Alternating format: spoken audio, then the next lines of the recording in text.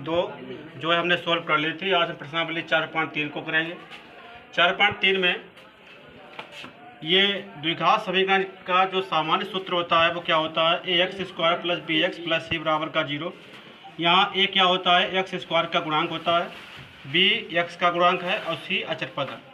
तो यहाँ पर हमें समीकरण के मूल देखने हैं कि समीकरण के मूल कैसे होते हैं, यानी मूलों की प्रकृति हमें यहाँ पर पता लगाना है। मूलों की प्रकृति, मूलों की प्रकृति यहाँ देखेंगे कि मूलों की प्रकृति कैसी होती है, कौन सा मूल कैसा होता है, तो यहाँ का पता लगाएंगे।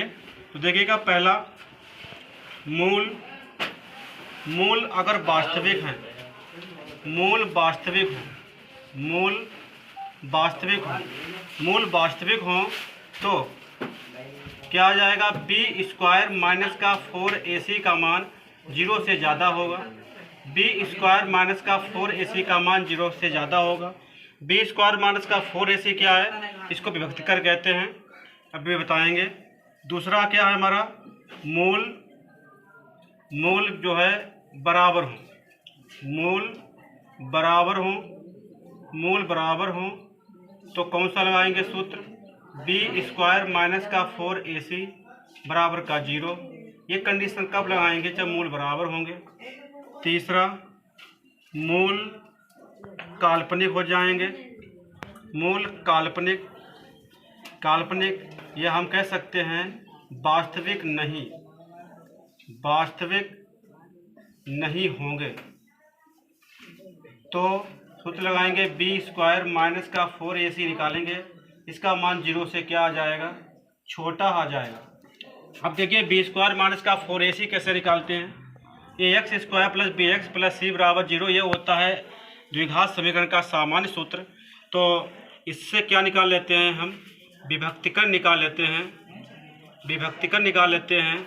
विभक्तिकर होता है d, और ये कैसे निकालते हैं, b² माइनस का 4ac, d विभक्तिकर को d से करते हैं प्रदर्शित, तो d का मान हो जाता है b² माइनस का 4ac।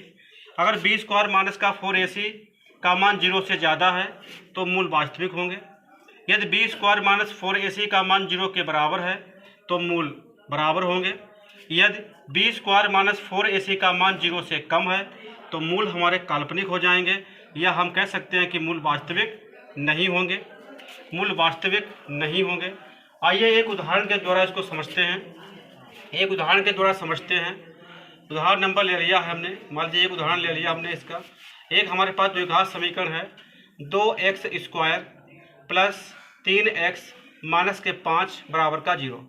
इस द्विघात समीकरण की एक जनरल समीकरण से तुलना कर लेंगे, ax² plus bx plus c बराबर 0 से। तो यहाँ से तुलना करेंगे तो a की जो वैल्यू निकल कर आएगी वो 2 हो जाएगी। क्यों हो जाएगी, क्योंकि यहाँ x² का गुणांक a है, यहाँ x² का गुणांक 2 है, तो a का मान 2 के बराबर हो जाएगा, और x का गुणांक यहाँ पर b है और इसके पास x का गुणांक 3 है, तो b की वैल्यू कितनी हो जाएगी, 3 हो जाएगी। यहाँ पर जो अचर पद है वो c है और इसका अचर पद क्या है, माइनस का 5 है। तो a b c तीनों मान हम निकाल लेंगे। फिर इसके बाद क्या निकाल लेंगे, इसका विभक्तिकर निकालेंगे, इसका विभक्तिकर निकाल लेंगे, यानी d निकाल लेंगे। इसका सूत्र क्या होता है, b² माइनस का 4ac। तो b की वैल्यू कितनी है, 3 का स्क्वायर, 4, a की वैल्यू कितनी है, 2 है, और c की वैल्यू कितनी है, माइनस का 5। तो 3 का वर्ग कितना हो जाएगा, 9, और माइनस और माइनस हो जाएगा प्लस, 4 दूनी 8 और 5 हो जाएंगे 40। तो ये कितना हो जाएगा, 40 और 9 कितने हो जाएंगे, 49। 49 क्या है, 49 का मान 0 से ज़्यादा है। यह हम कह सकते हैं कि जो हमने b² माइनस का 4ac अर्थात जो d का मान निकाला है वो 0 से ज़्यादा है। b² का मान 0, b² माइनस 4ac का मान 0 से ज़्यादा है। हमने क्या लिखा था कि मूल वास्तविक कब होंगे, जब b² माइनस 4ac का मान जो है वो 0 से ज़्यादा हो जाए। जब b² माइनस 4ac का मान 0 से ज़्यादा है तो हम कह सकते हैं जो मूल होंगे वो वास्तविक हो जाएंगे। तो यहाँ लिखेंगे अतः जो मूल हैं, मूल वास्तविक होंगे। मूल कैसे हो जाएंगे, मूल हमारे वास्तविक हो जाएंगे। देखिए इसके बाद हम प्रश्नावली 4.2, एक कौन सी प्रश्नावली चल रही है? 4.2 का प्रश्न नंबर 1 का पहला खंड लेते हैं। 2x स्क्वायर 4.3 है, 4.3, ध्यान दो इधर। 4.3 2x स्क्वायर माइनस का 3x प्लस 5 बराबर 0 दिया है। इसमें हमें निकालना है कि इसकी मूलों की प्रकृति बताइए। मूलों की प्रकृति बताइए। अगर मूलों का अस्तित्व है तो इसको मूल ज्ञात भी करने हैं। तो सबसे पहले क्या करेंगे, हम इसकी एक जनरल जो सूत्र होता है द्विघात समीकरण का, इससे तुलना कर लेंगे। ax स्क्वायर प्लस bx बराबर प्लस c बराबर 0 से। तो यहाँ से जो a की वैल्यू आएगी वो 2 हो जाएगी। अभी हमने बताया था x स्क्वायर का गुणांक a है, इसका x स्क्वायर का गुणांक 2 है, इसलिए a का मान 2 के बराबर हो जाएगा। यहाँ जो b की वैल्यू आएगी वो माइनस का 3 हो जाएगी, b की वैल्यू माइनस का 3 हो जाएगी, और c की वैल्यू जो है ये कितनी हो जाएगी? 5 हो जाएगी। उसके बाद देखिएगा इसका निकाल लेंगे हम विभक्तिकर। विभक्तिकर निकाल लेंगे, यानी d निकालेंगे। इसका सूत्र क्या होता है? b स्क्वायर माइनस का 4ac। तो b का मान कितना है? माइनस का 3 और माइनस 4। a का मान कितना है? a का मान कितना है? हमारे पास 2 है, और c का मान है 5। c का मान है 5। उसके बाद देखिए -3 का स्क्वायर 9 हो जाएगा। 4 दूनी 8, पंजे हो जाएंगे 40। 4 दूनी 8, पंजे 40 हो जाएंगे। तो 9 में से 40 जाएंगे तो माइनस का 31, और माइनस का 31 का मतलब है ये संख्या 0 से क्या है? कम है। ये संख्या 0 से कम है, इसका मतलब है कि d का मान 0 से कम है। d का मान 0 से कम है, इसका मतलब ये हुआ कि b स्क्वायर माइनस 4ac का मान 0 से कम है। जब b स्क्वायर माइनस 4ac का मान 0 से कम है, अगर 0 से कम है इसका मतलब कि मूलों का अस्तित्व नहीं है। मूलों का अस्तित्व नहीं है। क्यों नहीं है? क्योंकि मूल कैसे हो जाएंगे? मूल हो जाएंगे हमारे काल्पनिक। मूल काल्पनिक है। अगर विभक्तिकर 0 से, विभक्तिकर का मान क्या है यहाँ लेस कर देंगे। यहाँ d का मान क्या है? 0 से कम है। ठीक है, थोड़ा करेक्शन कर लेंगे। यहाँ क्या है? d का मान, यहाँ जो माइनस वाला है इसका मान क्या है? 0 से कम है। ठीक है, यहाँ -31 आया है, ये मान क्या है? 0 से कम है। इसका मतलब d का मान 0 से कम हो जाएगा। b स्क्वायर माइनस 4ac का मान क्या हो जाएगा?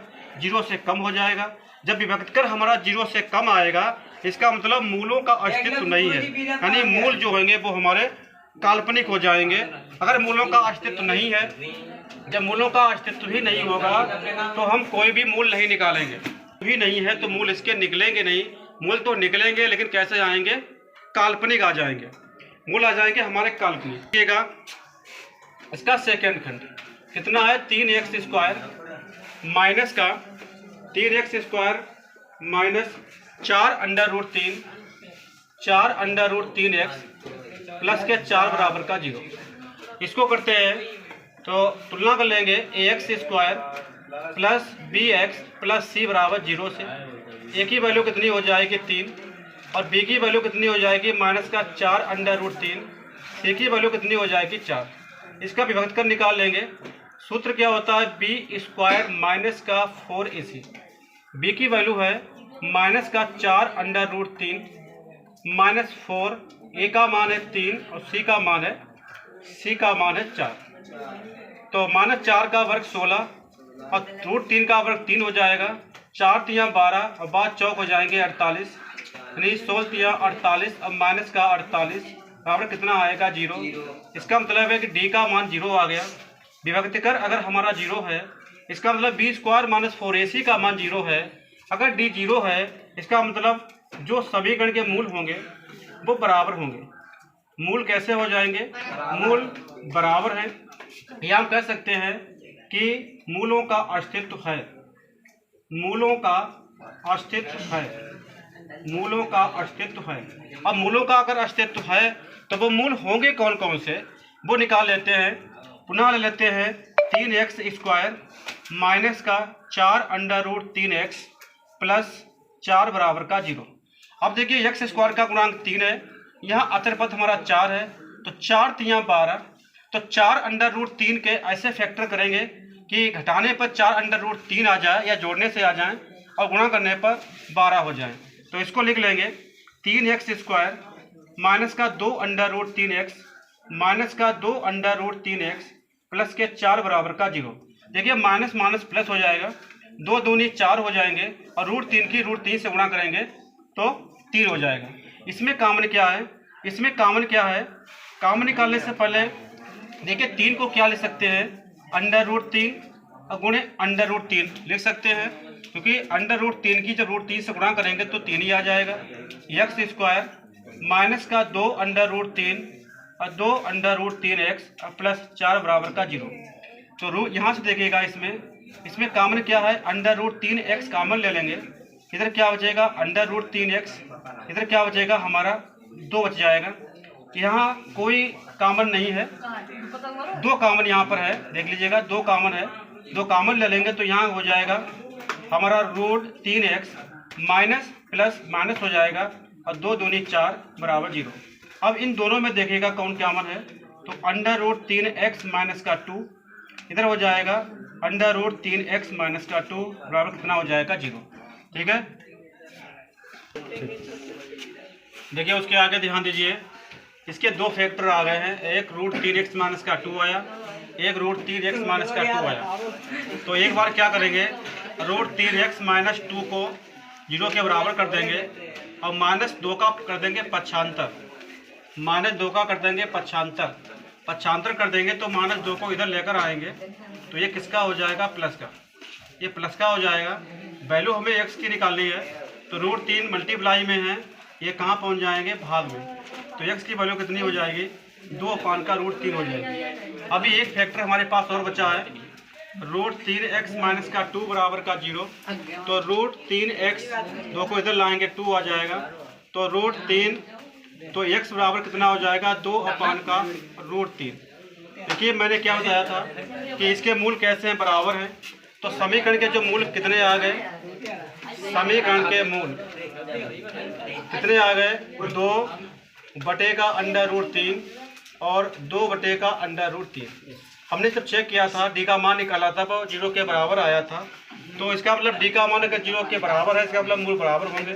तो मूल 2/√3, दोनों मूल हमारे बराबर आ गए और ठीक है, यही हमारे आंसर हो जाएंगे। 2/√3 और 2/√3 जो है समीकरण के मूल हो जाएंगे।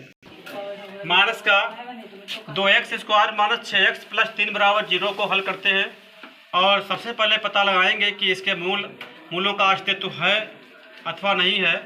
तो इसकी द्विघात समीकरण से तुलना कर लेंगे। ax² plus bx plus c बराबर 0 से तुलना करने पर तो a की वैल्यू हो जाएगी 2, b की वैल्यू हो जाएगी -6 और c की वैल्यू हो जाएगी 3। उसके बाद हम इसका विभक्तकर निकाल लेंगे d। ये क्या होता है? b² माइनस का 4ac, b की वैल्यू है -6 का स्क्वायर, a की वैल्यू है 2 और c की वैल्यू है 3। तो 6 का वर्ग हो जाएगा 36, 4 दूनी 8 3 24। तो 36 में से 24 जाएंगे तो 12 बचेंगे। 12 क्या है? वो 0 से ज़्यादा है। इसका मतलब d का मान क्या है? 0 से ज़्यादा है। d का मान 0 से ज़्यादा है, इसका मतलब ये हो गया कि मूलों का अस्तित्व है। मूलों